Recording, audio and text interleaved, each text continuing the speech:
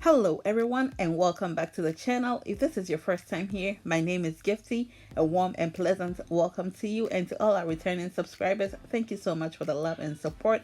In today's video, we are making a very soft, fluffy and delicious dinner rolls. This is the recipe you want representing at your holiday table this season. Let's dive right into the ingredients. For my list of ingredients, I have here 2 teaspoons of salt, about a teaspoon of grated nutmeg, then I have half cup of sugar, 6 cups of bread flour. Then I have here a quarter cup of shortening, vegetable shortening, and quarter cup of butter, which I'm going to melt in the microwave. I have here a tablespoon of yeast, and over here is a cup and half of evaporated milk. You can also use whole milk, and I'm going to add half cup of warm water to that. Then I have here 1 large egg. Alright guys, so I'm going to be using my standing mixer today because I'm feeling lazy. So I have here the 1.5 cups of milk and half cup of water that is warm. So I'll add it in here. I'll add a bit of the sugar, about a tablespoon of sugar, and this will help to activate the yeast. I'm going to add in the teaspoon of yeast. Give it a mix, and I'll set this aside for about 5 minutes to froth whilst I warm up the shortening. Okay. Alright guys, so 5 minutes is up. As you can see, it's nice and frothy, which means our yeast is nice and active. So I'll add in the melted shortening and butter. You want to get everything out of your cup, and I'll also add in the egg. It's now time to add in our dry ingredients, so I'll give it a quick mix in the bowl and then add in 3 cups in here first. I'll also leave a link in the description box down below as to how I measure out my ingredients for baking.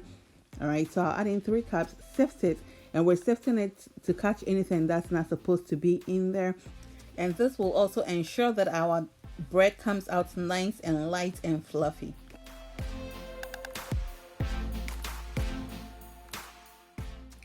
I will sift some more flour into the mixture and give it a mix with the whisk. You can also use your wooden spatula or whatever you have available until I cannot mix it anymore with the whisk, and this is just to give it a head start. Alright guys, so it's nice and thick and it's getting hard to use the whisk, so I'll switch to the dough hook attachment and sift the rest of the flour in, and we'll go ahead and start mixing with the dough hook, and I'll start on a low setting. You can also do this by hand if you don't have a standing mixer.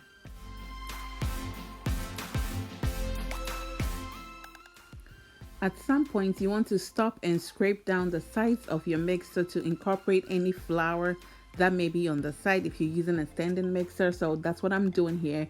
I'll just mix it together and make sure that everything is, all the flour on the side is well incorporated into the mixture.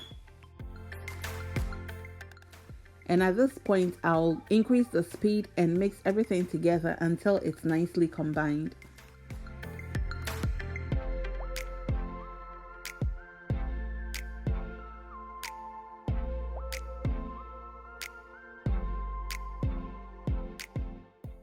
So this is the texture that we are going for. It's just a little bit sticky, not too sticky, just a little bit. So now that we are done mixing, I will turn it first, flour my working surface and turn it onto my working surface just to knead it a little bit, and also add just a little bit of flour so it's not sticky.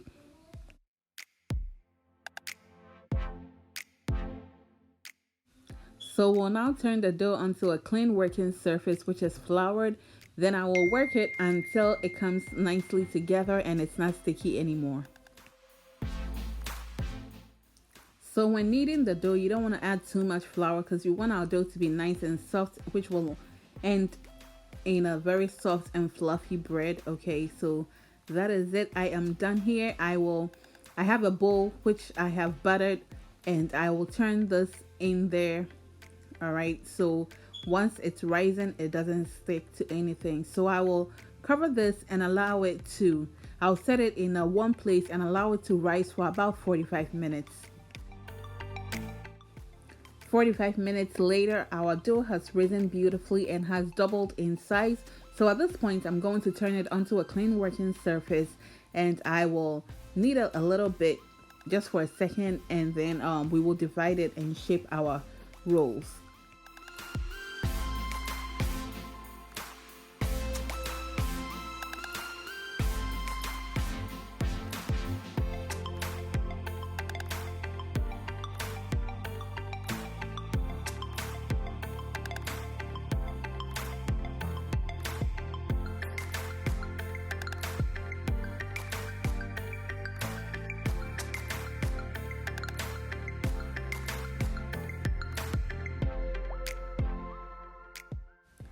So once you cut it into your preferred sizes, you can also weigh it, but I'm just going to eyeball it, and then you shape it into the rolls. So first you will flatten it a little bit and then bring the sides together into the center, and that's basically it.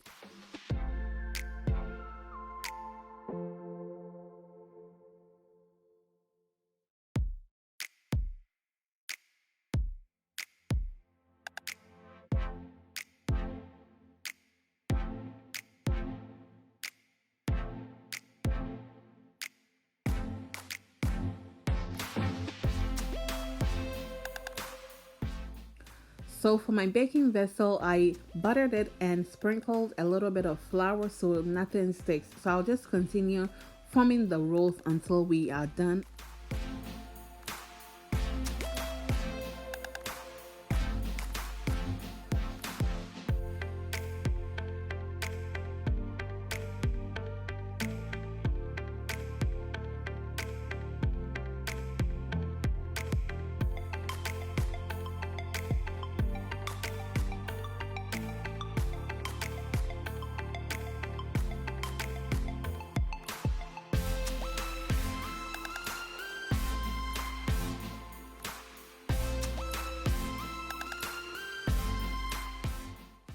So here are the rolls, very nice. So at this point, I will cover this with a clean kitchen towel and place it in a warm place. I'm putting this in the oven with the light turned on but the oven turned off, and allow it to proof for about 30 minutes.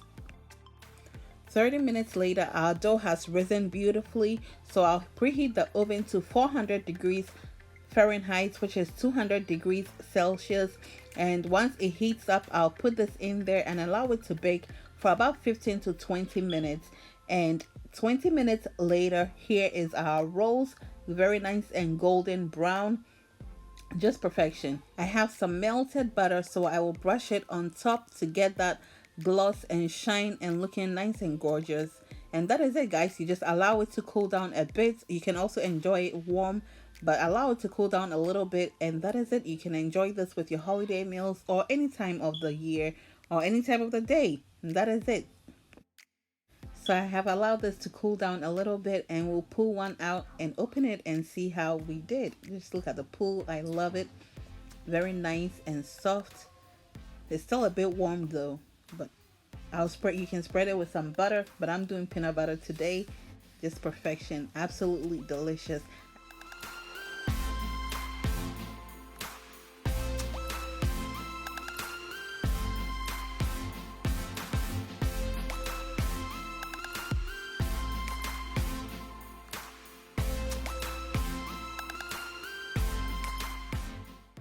Alright fam, and that is it for today. Our roll is nice and soft and fluffy.